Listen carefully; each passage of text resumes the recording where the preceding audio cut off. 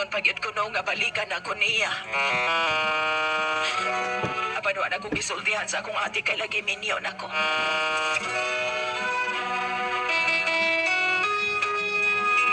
Naka-focus ako sa akong kaminyoon kang Ray.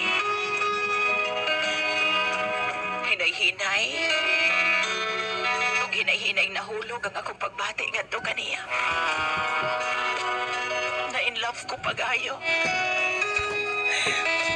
Ug dako kay na akong kalipay. Sa diyang nakabuo kami anak. Bisan si Ray malipayon kay siya Ate Jane. Tungod makakita na kuno siya siyang liwat. Gipangga ko niya pag-ayo. Ug makita na ako nga naningkamot siya pag-ayo para sa mong pamilya.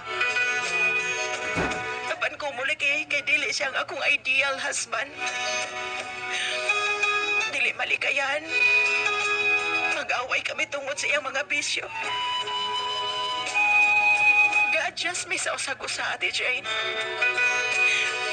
Labi na gyud sa among mga batasan. Sige mig-away.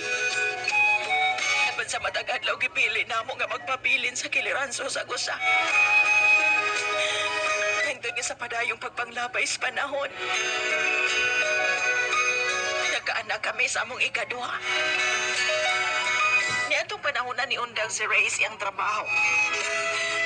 Lagi di na kuno siya gusto nga malayo sa amo. Nag-extra na lang kuno siya trabahoon.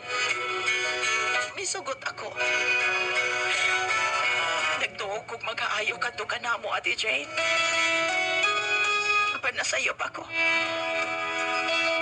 Tungod halos kada adlaw naman hinuon, magpunay kami kaaway.